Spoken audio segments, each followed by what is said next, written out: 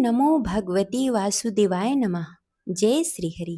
प्रिय भक्तजन, आप सभी को सावन पूर्णिमा की ढेर सारी शुभकामनाएं। आप सभी पर भगवान लक्ष्मी नारायण की कृपा सदा सर्वदा बनी रहे। प्रिय श्रोतागण, आज श्रावण मास की पूर्णिमा व्रत है।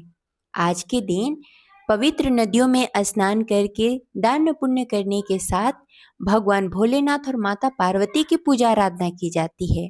इसके साथ ही आज भगवान लक्ष्मी नारायण की पूजा आराधना की जाती है और व्रत रखा जाता है। और चंद्रोदय होने पर चंद्रदेव को अर्घ्य देके व्रत पूरा किया जाता है। इसके साथ ही सावन पूर्णिमा इसलिए भी खास है कि आज के दिन रक्षाबंधन का त्योहार मनाया जाता है, जो कि भाई बहन के अटूट प्रेम का प्रतीक है। आज के दिन बहनें अपने भाई के कलाई में राखी बांधती हैं और अपने भाई की लंबी आयु और अच्छे स्वास्थ्य की कामना करती हैं। वहीं भाई अपने बहन के आजीवन साथ देने का संकल्प लेते हैं और उपहार देते हैं। आज का दिन बेहद ही खास है। तो चलिए आज श्रावण पूर्णिमा के शुभ अवसर पर सुनते हैं श्रावण पूर्णिमा व्रत कथा। तो प्रेम से बोलिए लक्ष्मी नारायण की जय। जय श्री हरि। हर हर महादेव। रक्षाबंधन को लेकर कई कथाएं प्रचलित है। हालांकि रक्षाबंधन का त्यौहार कब से शुरू हुआ है इसका कोई प्रमाण नहीं है। तो चलिए सुनते हैं रक्षाबंधन की कथा। रक्षाबंधन से जुड़ी माता लक्ष्मी और राजा बलि की पौराणिक कथा चलिए सुनते हैं।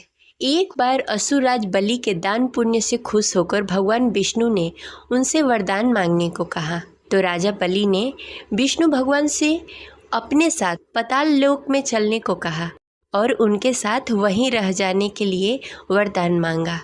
तब विष्णु भगवान उनके साथ बैकुंठ धाम को छोड़कर पाताल लोक चले गए। बैकुंठ में माता लक्ष्मी अकेले रह गई। भगवान विष्णु को पाताल लोक से बैकुंठ लाने के लिए माता लक्ष्मी ने अनेक प्रकार के प्रयास किए। फिर एक दिन माता लक्ष्मी ने राजा बलि के यहाँ एक गरीब महिला का रूप धारण करके रहने लगी। तब माँ एक दिन रोने लगी। तब राजा बलि ने उनसे रोने का कारण पूछा।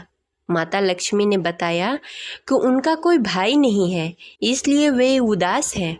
ऐसे में राजा बलि ने उनका भाई बनकर उनकी इच्छा पूरी की और माता लक्ष्मी ने राजा बलि के कलाई में रक्षा सूत्र बांधा। फिर राजा बलि ने उनसे इस पवित्र मौके पर कुछ मांगने को कहा। तो माता लक्ष्मी ने विष्णु जी को अपने वर के रूप में मांग लिया और इस तरह से श्री हरि विष्णु बैकुंठ धाम को वापस आ गए। वहीं रक्षाबंधन की दूसरी कथा जो श्री हरि विष्णु यानी कि भगवान श्री कृष्ण और द्रौपदी से जुड़ी है। महाभारत के दौरान एक बार राजसूय यज्ञ के लिए पांडवों ने भगवान श्री कृष्ण को आमंत्रित किया। उस यज्ञ में श्री कृष्ण के चचेरे भाई शिशुपाल भी थे। उस दौरान शिशुपाल ने भगवान श्री कृष्ण का बहुत अपमान किया। जब पानी सिर से ऊपर चला गया तो भगवान श्री कृष्ण को क्रोध आ गया। क्रोध में भगवान श्री कृष्ण ने शिशुपाल पर अपना सुदर्शन चक्र छोड़ दिया। शिशुपाल का सिर कटने के बाद जब चक्र भगवान श्री कृष्ण के पास लौटा तो उनकी तर्जनी अंगुली में गहरा घाव हो गया। यह देखकर द्रौपदी ने अपने साड़ी का पल्लू फाड़कर भगवान श्री कृष्ण की अंगुली में बांध दिया। द्रौपदी की इस स्नेह को देखकर भगवान श्री कृष्ण बहुत प्रसन्न हुए और द्रौपदी को वचन दिया वे हर स्थिति में द्रौपदी की सहायता करेंगे और द्रौपदी के साथ रहेंगे। इसके बाद जब द्रौपदी का चीरहरण होने लगा तो भगवान श्री कृष्ण ने अपना वचन पूरा किया। भगवान श्री कृष्ण ने अपनी शक्ति से उनकी लाज बचाई। भगवान श्री कृष्ण ने अपनी शक्ति से द्रौपदी की साड़ी को इतना बड़ा कर दिया कि दुशासन साड़ी खींचते खींचते थक गया और बेहोश हो गया। इस तरह भगवान श्री कृष्ण ने द्रौपदी की लाज बचाई और अपना रक्षा सूत्र का वचन निभाया। इस प्रकार यह कथा संपन्न हुई। अब चलिए सुनते हैं बतीसी पूर्णिमा की कथा। द्वापर युग में एक बार माता यशोदा ने अपने पुत्र भगवान श्री कृष्ण से कहा, हे कृष्ण, तुम संसार के रचयिता और पालनहार हो। आज मुझे कोई ऐसा उपाय बताओ जिसे करने से स्त्रियों को सौभाग्य की प्राप्ति हो, साथ ही उसकी सभी मनोकामनाएं पूर्ण हो जाए। तब भगवान श्री कृष्ण ने कहा, हे माता, तुमने अति सुंदर प्रश्न किया है। मैं तुमसे ऐसे ही व्रत को सविस्तार कहता हूँ, ध्यान पूर्वक सुनो। सौभाग्य की प्राप्ति के लिए स्त्रियों को 32 पूर्णमासी का व्रत करना चाहिए। इस व्रत को करने से स्त्रियों को सौभाग्य और संपत्ति मिलती है। यह व्रत अचल सौभाग्य देने वाले एवं भगवान शिव और माता पार्वती के प्रति मनुष्य के अंदर भक्ति को बढ़ाने वाली है। यशोदा जी कहने लगी, हे कृष्ण, सर्वप्रथम इस व्रत को मृत्युलोक में किसने किया था? इसके विषय में विस्तार पूर्वक बताओ।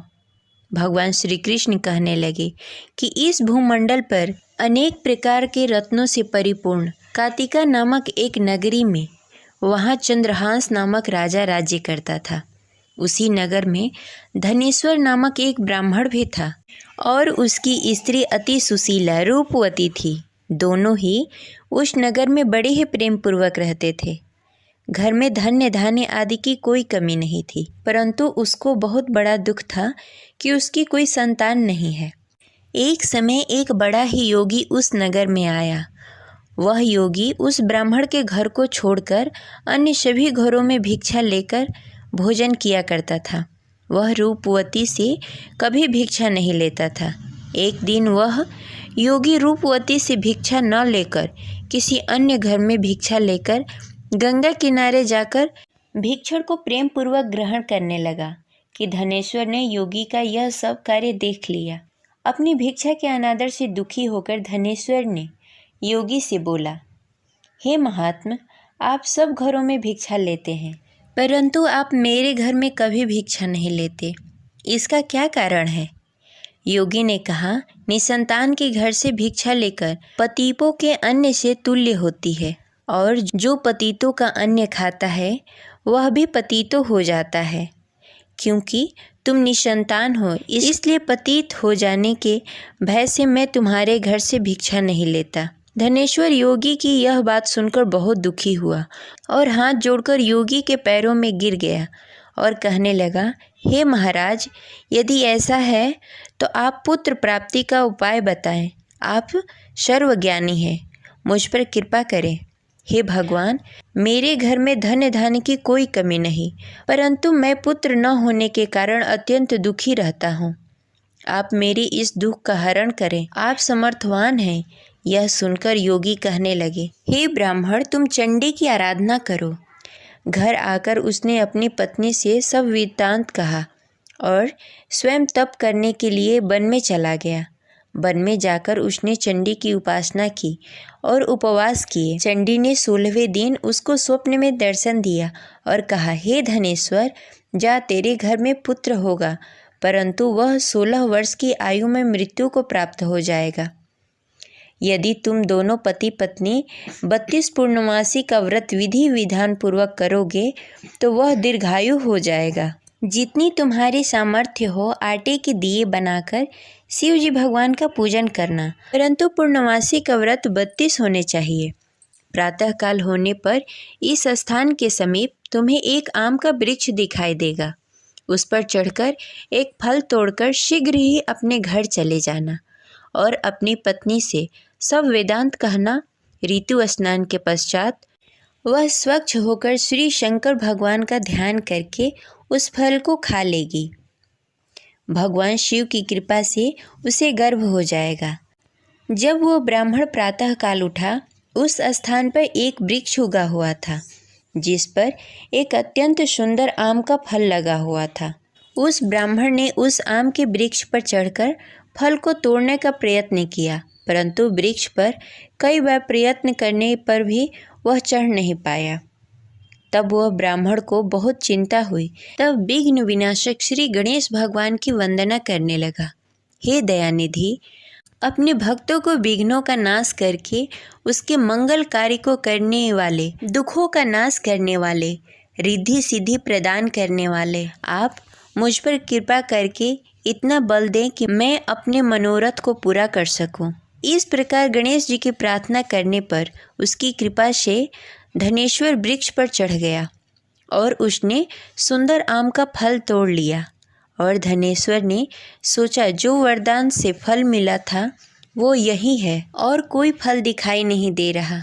उस धनेश्वर ब्राह्मण ने जल्दी से घर जाकर अपनी पत्नी को वह फल दे दिया और उसकी पत्नी ने अपने पति के कहे अनुसार उस फल को खा लिया और गर्भवती हो गई। देवी जी की असीम कृपा से उसे एक अत्यंत सुंदर पुत्र प्राप्त हुआ, जिसका नाम उन्होंने देवीदास रखा। माता पिता के हर्ष और शोक के साथ वह बालक शुक्ल पक्ष की चंद्रमा की भांति अपने पिता के घर में बड़ा होने लगा। वह बालक अति सुंदर, विद्वान और बहुत ही पढ़ने में निपुण हो गया। दुर्गा जी के आज्ञानुसार उसको 32 पूर्णमासी का व्रत रखना आरंभ कर दिया, जिससे उसका पुत्र बड़ी आयु वाला हो जाए। 16वां साल लगते ही देवीदास के माता पिता को बड़ी ही चिंता हो गई कि उसके पुत्र की इस वर्ष मृत्यु न हो जाए। इसलिए उन्होंने अपने मन में विचार किया कि यदि यह दुर्घटना उसके सामने हो गई तो वो कैसे सहन कर पाएंगे। इसलिए उन्होंने देवीदास के मामा को बुलाया और कहा, हमारी एक बहुत बड़ी इच्छा है कि देवीदास 1 साल के लिए काशी में जाकर विद्या अध्ययन करे और उसको अकेला भी नहीं छोड़ना चाहिए, इसलिए साथ में तुम चले जाओ और 1 वर्ष के पश्चात उसको वापस लेकर आना। सब प्रबंध करने के पश्चात उसके माता पिता ने काशी जाने के लिए देवीदास को एक घोड़े पर बैठाकर उसके मामा के साथ भेज दिया, परंतु यह बात उसके मामा या किसी और को नहीं बताई। धनेश्वर तथा उसकी पत्नी ने अपने पुत्र की मंगल कामना तथा दीर्घायु के लिए भगवती दुर्गा की आराधना करना शुरू कर दिया। पूर्णमासी का व्रत करना आरंभ कर दिया। इस प्रकार बराबर 32 पूर्णमासी व्रत किया। उन्होंने पूरी श्रद्धा और भक्ति के साथ पूरा व्रत कर लिया। कुछ समय पश्चात एक दिन वह मामा और भांजा रात बिताने के लिए किसी गांव में ठहरे हुए थे। उस दिन उस नगर में ब्राह्मण के अत्यंत सुंदर, सुशील और रूपवती कन्या का विवाह होने वाला था। जिस धर्मशाला के अंदर वर और उसके बाराती ठहरे हुए थे, उसी धर्मशाला के अंदर देवीदास और उसके मामा भी ठहरे हुए थे। उधर कन्या को तेल आदि चढ़ने के बाद जब लग्न का समय आया तो वर की तबीयत खराब हो गई। वर के पिता ने अपने परिवार वालों से विचार विमर्श करके कहा कि देवीदास मेरे पुत्र जैसा ही है, मैं उसके साथ लग्न करा दूं और बाद में बाकी सारे काम मेरे बेटे के साथ पूरे हो जाएंगे। ऐसा करने के बाद वर के पिता ने देवीदास को मांगने के लिए उसके मामा के पास गए और उन्हें सारी बात बताई। मामा ने कहा कि कन्यादान में जो कुछ भी मिलेगा वो हमें दे दिया जाए। वर के पिता ने बात स्वीकार कर ली। इसके बाद देवीदास का विवाह कन्या के साथ संपन्न हो गया। इसके बाद वह अपने पत्नी के साथ भोजन न कर सका और मन में विचार करने लगा, न जाने यह किसकी पत्नी होगी। यह सोचकर उसकी आंखों से आंसू आ गए।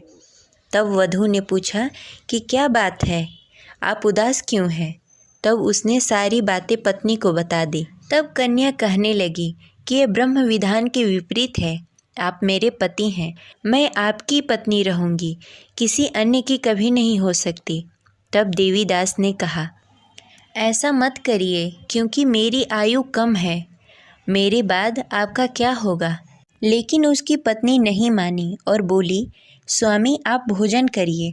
दोनों रात में सोने के लिए चले गए। सुबह देवीदास ने पत्नी को 4 नगों से जड़ी एक अंगूठी दी और एक रुमाल दिया और बोला, हे प्रिय, इसे ले लो, संकेत समझकर स्थिर चित्त हो जाओ। मेरे मरण जीवन के जानने के लिए एक पुष्प वाटिका बना लो, उसमें सुगंधित पुष्पों को उगा लो, उसमें प्रतिदिन जल देना और खेलते कूदते रहना। जिस समय और जिस दिन मेरा प्राण प्राणांत होगा उस दिन यह पुष्प सूख जाएंगे। जब यह फिर से हरे हो जाएं, तो जान लेना मैं जीवित हूँ। यह समझाकर वह वहाँ से चला गया। इसके बाद जब वर और बाराती मंडप में आए तो कन्या ने उसे देखकर कहा कि ये मेरा पति नहीं है, मेरे पति वह हैं जिनके साथ मेरा रात में विवाह हुआ था। इसके साथ मेरा विवाह नहीं हुआ। अगर यह वही है तो यह बताए कि मैंने इसको क्या दिया, साथ ही कन्यादान के समय आभूषण मिले उसे दिखाए। कन्या की ये बातें सुनकर वह कहने लगा कि मैं यह सब नहीं जानता, इसके बाद सारी बारात भी अपमानित होकर लौट गई। भगवान श्री कृष्ण बोले, हे माता, इस प्रकार देवीदास काशी चला गया। कुछ समय जब बीत गए तो एक सर्प उसको डसने के लिए वहां आया, लेकिन वह उसको काट नहीं पाया क्योंकि उसकी माता ने पहले ही 32 पूर्णमासी का व्रत कर लिए थे। इसके बाद खुद काल वहां पहुंचा। भगवान की कृपा से तभी वहां माता पार्वती और भगवान गणेश आ गए।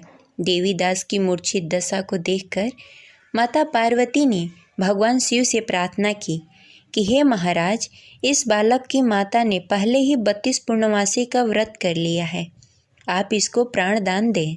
भगवान शिव ने माता पार्वती के कहे अनुसार उसको प्राण दान दे दिया। उधर उसकी पत्नी उसके काल की प्रतीक्षा कर रही थी। उसकी पत्नी ने जाकर देखा कि पुष्प और पत्र दोनों ही नहीं हैं, तो उसको बहुत ही आश्चर्य हुआ और जब उसने देखा कि पुष्प वाटिका फिर से हरी भरी हो गई तो वह समझ गई कि उसका पति जिंदा हो गया है। इसके बाद वह बहुत ही प्रसन्न होकर अपने पिता से कहने लगी कि मेरे पति जीवित हैं, उनको ढूंढिए। जब 16वां वर्ष व्यतीत हो गया तब देवीदास अपने मामा के साथ काशी से चल दिया। इधर उसके पत्नी के परिवार वाले उसे ढूंढने के लिए जा रहे थे कि उन्होंने देखा कि देवीदास और उसका मामा उधर ही आ रहे थे। उसको देखकर उसके ससुराल वाले बहुत ही प्रसन्न हुए और उसे घर लेकर आए। वहाँ सारा नगर इकट्ठा हो गया और कन्या ने भी उसे पहचान लिया। देवीदास ने इसके बाद अपनी पत्नी और मामा को लेकर वहाँ से चल दिया। उसके ससुराल वालों ने भी उसे बहुत सारा धन और दहेज देकर विदा किया। जब वह घर के लिए चल रहा था तो उसके माता पिता को लोगों ने खबर दे दी कि तुम्हारा पुत्र देवीदास और उसकी पत्नी और उसके मामा आ रहे हैं। ऐसा समाचार सुनकर पहले तो उन्हें विश्वास नहीं हुआ, लेकिन जब देवीदास आकर अपने माता पिता का पैर छुआ तो देवीदास के माता पिता ने उसका माथा चूम लिया और दोनों को अपने सीने से लगा लिया। दोनों की आने की खुशी में धनेश्वर ने बहुत सारा धन ब्राह्मणों को दान में दिया और हंसी खुशी रहने लगे। भगवान श्री कृष्ण कहने लगे कि इस तरह धनेश्वर ने 32 पूर्णिमा का व्रत रखकर पुत्र प्राप्त किए। जो भी स्त्री इस व्रत को करती है वह जन्म जन्मांतर तक वैध का दुख नहीं भोगती और सदैव सौभाग्यवती रहती है। यह मेरा वचन है। यह व्रत संतान देने वाला और सभी मनोकामनाएं पूर्ण करने वाला है। ये रही आज की कथा। आशा करते हैं आपको अच्छी लगी होगी। तो प्रेम से बोलिए लक्ष्मी नारायण की जय।